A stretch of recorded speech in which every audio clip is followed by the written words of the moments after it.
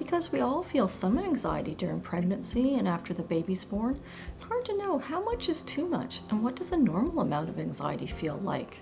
We can feel overwhelming anxiety for a few hours, even a few days, and then have a good solid chunk of sleep or go for a walk in the sun with a good friend and all of a sudden feel much, much better.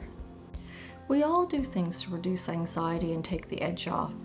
Maybe we surf the internet to distract ourselves from what we're worrying about, or maybe we avoid things like avoid going over a bridge alone or avoid going to a party.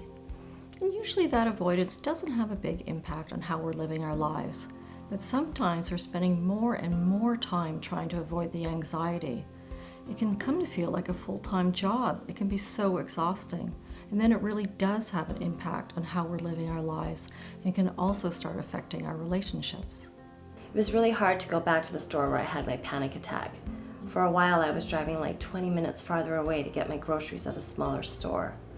Every time I thought of going back to that first store, I just remember that panicky feeling, like being trapped. I was so scared that it would happen again. I couldn't get this worry out of my head that Jacob was going to get really sick, or that he already had some kind of illness I didn't know about yet.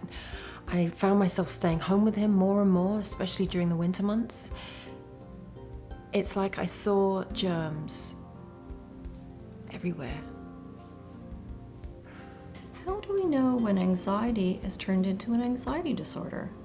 Anxiety disorders like panic disorder, social anxiety disorder, or generalized anxiety disorder don't just develop overnight. They slowly gain momentum over time.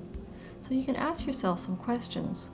How much is anxiety interfering with your life or the life of your family? How much is anxiety bothering you? And how long has it been going on for?